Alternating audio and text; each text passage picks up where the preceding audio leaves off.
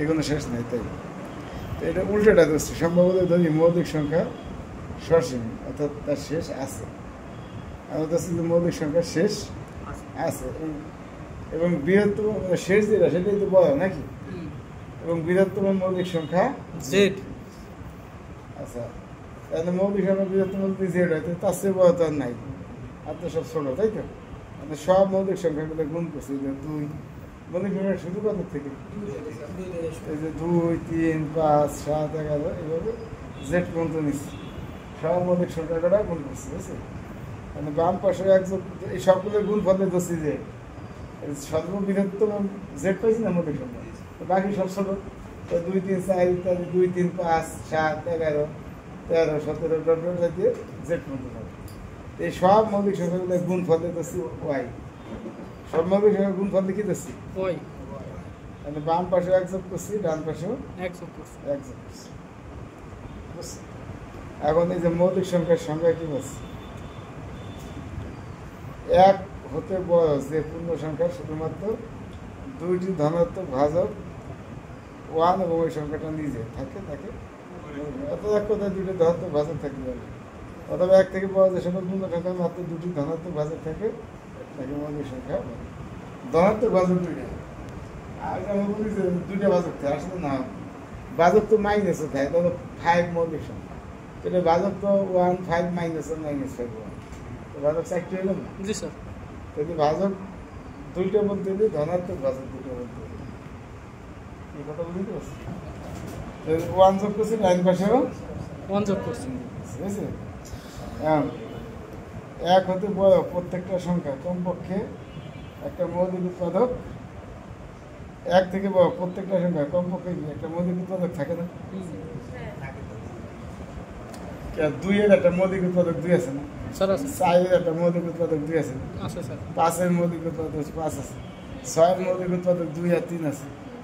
তাহলে 1-এর থেকে যে কোনো বড় সংখ্যা কমপক্ষে একটা মৌলিক উৎপাদক আছে। তাহলে এই যে y প্লাস 1, তাহলে এটা তো 1-এর থেকে বড়, তাহলে এই সংখ্যার একটা মৌলিক উৎপাদক আছে, ঠিক আছে? আমি ধরলাম এই মৌলিক উৎপাদকটা কি ধরছি, তাহলে আচ্ছা, এই মৌলিক উৎপাদক যদি পি হয়, তা আমরা এখানে কতগুলো মৌলিক সংখ্যা কথা বলছি, 2, 3 জেড পর্যন্ত, এর বাইরে তো নাই আমাকে ধারণা মতে। তো এই পিটা তো এর মধ্যে হয়, 2 হবে না, 3 হবে না, 5 হবে না, 7 হবে না, 11 হবে না, 13 হবে না, জেড হবে, এর বাইরে কে আছে মৌলিক সংখ্যা? আমরা তো আগেই বলছি জেড পর্যন্ত আছে। তো পির মানে এই কটার একটা হবে, তাই দেখছি তাহলে পি হবে 2, 3, 5 অথবা জেড এর মধ্যে থেকে যে কোনো কিছু, কি কথা বলছি? এবং পি যেহেতু এটার উৎপাদক, তো পি ডিভাইড এত, কি কথা, ঠিক আছে? আচ্ছা, পি ডিভাইড যদি ওয়াই প্লাস 1 হয়, তাহলে ওয়াই প্লাস 1 সমান কত? ওয়াই প্লাস 1 সমান এত না, তার মানে পি ডিভাইড এত, দেখছি পি ডিভাইড এত, কি কথা বলছি? বুঝছি স্যার।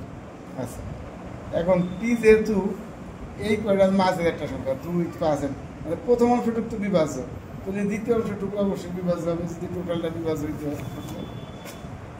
এরকম যেমন দাঁড়াইতে হয়েছে, এই যে এটাই তাই 3 দ্বারা যে 15 বিভাজন, এনে তোমার এমন একটা সংখ্যা দিতে হবে যেটা 3 দ্বারা বিভাজন, যদি যোগফল বিভাজন হবে না, 3 দ্বারা বিভাজন 6, আর 15 আছে 21, 3 দ্বারা বিভাজন হয়, তো 3 দ্বারা বিভাজন যদি এটা বিভাজন হয়, আর যদি টোটালটা বিভাজন হয়, তাহলে এই অবশ্যই আলাদা করে বিভাজন হয়, আর যদি এটা বিভাজন না হয় তাহলে এটাও লাগবে না, কেমন?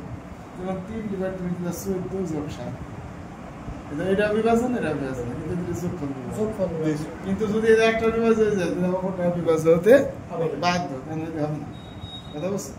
তাহলে পি ডিভাইড যদি এই দুটো যোগফল হয়, তাহলে প্রথমটার মধ্যে যেহেতু পি আছে, তাহলে প্রথম অংশ যদি বিভাজন আছে, তাহলে অবশ্যই পি দ্বারা 1 বিভাজন হবে, কিন্তু যাহা অসম্ভব। কারণ কি, পি তো হলো অসম্ভব, কেন কথা, পি তো মৌলিক সংখ্যা, পি তো 1-এর থেকে বড়, 1-এর থেকে পি মান কত, 2 থেকে শুরু করে, 2, 3-এর মধ্যে তো যে কোনো একটা সংখ্যা, এটা বলছি না? তো 2 হয়, তো 2 কি 2 দ্বারা কি বিভাজন? যদি পির মান 3 হয়, 3 দ্বারা বিভাজন, 5 এর বিভাজন, এর যে কোনো সংখ্যা একটা দিয়ে বিভাজন হবে, তাই দেখছি যাহা অসম্ভব, কারণ পি মৌলিক সংখ্যা। অতএব আমাদের ধারণা বলবেন যে আমি তো জেড পর্যন্ত আছে, ধারাটা, সুতরাং মৌলিক সংখ্যার কোনো মানে অসুবিধা